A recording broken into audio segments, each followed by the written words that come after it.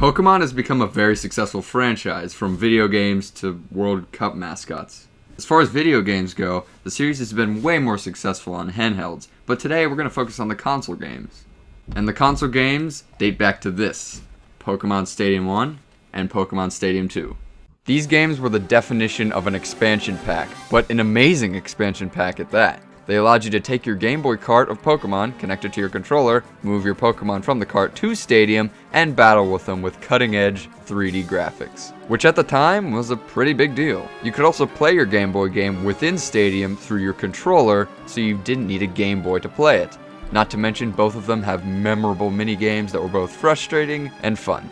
After these games, the next generation on the GameCube saw the release of Pokemon Colosseum and Pokemon XD Gale of Darkness, which are both awesome games in their own right. But then, for Gen 4 on the Wii, we got this: Pokemon Battle Revolution. This was supposed to be a continuation of the Stadium series from the N64. The cover looks promising enough. Look, even Pikachu is there to attract old fans of the series. As we boot up the game, we get a surprisingly amazing startup soundtrack. Yeah, the song is actually getting me pretty pumped to play this game. Then we hit start and... oh... what happened? Was that music hyping me up all this time just to have me hit start? Why is this music playing in the background? This is music that belongs in... nothing! This music fits with nothing, and I have no idea what it's doing in my Pokemon game. We then enter our name and meet this woman, who takes a painfully long time to explain each individual menu to me. By the way, the music here is awful too, but it's not nearly as bad as the main menu one. She then tells me I need to choose a rental pass, and I get to pick from one of two already made passes. One centered for Gen 1 for the old fans, and one for Gen 4 for the newer ones. And that's it. Because that's one thing that this game doesn't tell you. If you don't own a Gen 4 game, Heart Gold or Soul Silver, you're stuck with this pass on every Colosseum in the game. There are no rental Pokemon here like there were in Stadium 1 and 2, and you have to use the same 6 the entire game. Well, thank God I own Pokemon Pearl. I would absolutely hate having to use that stupid rental pass throughout the entire game. So, just looking through my Pokemon here and, wait. Where'd they go? Oh, no. Ladies and gentlemen, let me introduce you to my all-star legit team of Pokemon. First up, we have Darkrai, then my Turtwig with the uncanny ability of flight. In the air, the attack missed. A fierce blow. It's a direct hit. Then Regice, Luxray, who's named Pinksonio for some reason, I don't know. Then Charizard, and finally, because I couldn't find anyone else, Golem. I could have picked anyone for my legit Pokemon PC, like my museum of every type of Arceus in the game, but I feel a very strong connection to all of these guys. I've also given my trainer the name of Job, and I've given him some select catchphrases. So with my team set, I think it's time we enter our first Colosseum and... wait, I can't use my team? I have to use the rental pass on this Colosseum? But why? You've already punished everyone who didn't buy the handheld games by forcing them to use this stupid pass, but now you're punishing everyone. Even Pokemon fans who spent their hard-earned money on this crap. Oh lord, I'm complaining about this so much and I haven't even gotten to the battling. Luckily, the battle system remains intact from every other Pokemon game. In fact, like Stadium, this one automatically makes you use the set battle system, where you don't have an opportunity to change Pokemon after you've killed one of your opponent's Pokemon.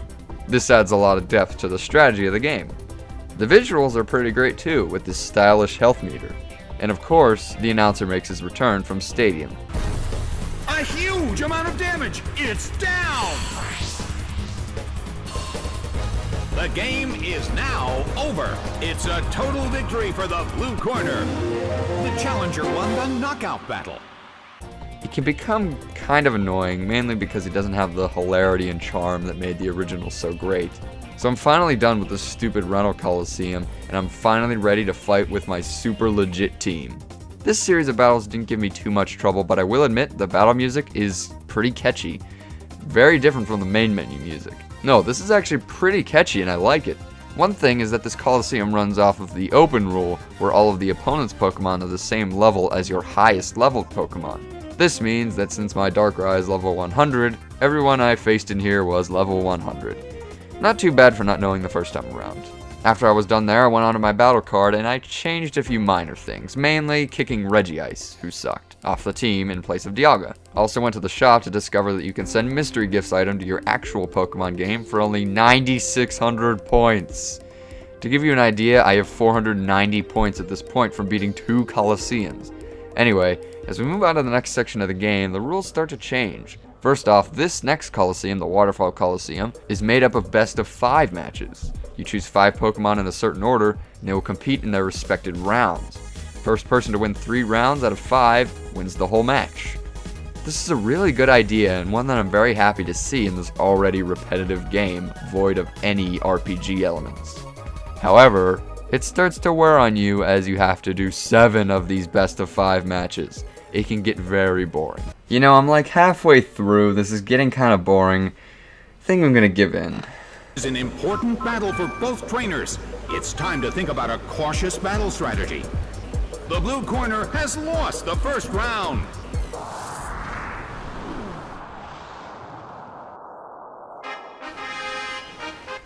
Really, game? You totally would make me give in 3 times before finally losing the match. Anyway, I tried playing on the internet and no one wanted to play with me, but it probably sucks anyway. From what I've seen from YouTube videos, the online mode seems kinda laggy, but that doesn't really matter in a Pokemon game where all you do is point and click. There's also versus mode, where you can fight your friends on the same console. But get this, if they want to battle you with their own Pokemon on their DS and not the ones on your particular profile, they have to 1. Create a new profile, 2. Transfer their Pokemon from their game over to Revolution, 3. Make a battle pass, 4. Save that battle pass to the respected Wii remote, and 5.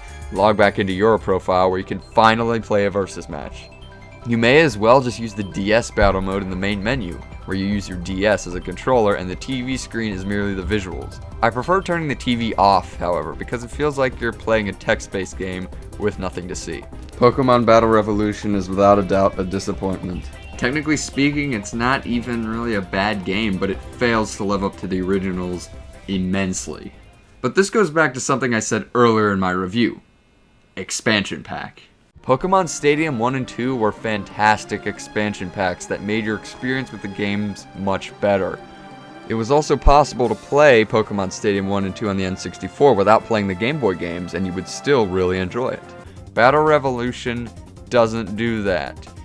It is what people call a battle simulator.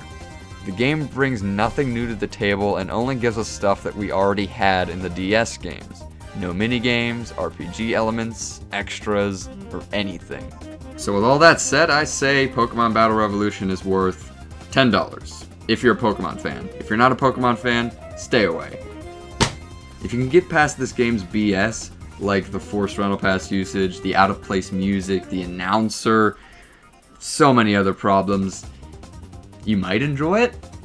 While the visuals were fantastic for their time, Pokemon X and Y have way better visuals. What worries me is they may have given up on the Pokemon console games. There wasn't one for Gen 5, Black and White, and there's no sign of one for Gen 6. Just, please Game Freak, make another console game for Pokemon. I know you can do better than this, and please, just don't mess it up. I need a good way to end this review. Here comes the Swirl Squad.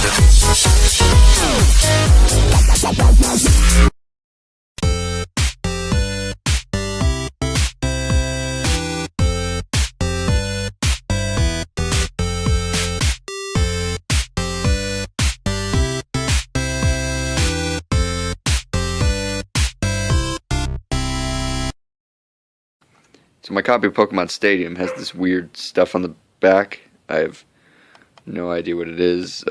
This isn't even mine. This is my brother's. It smells kind of like feces.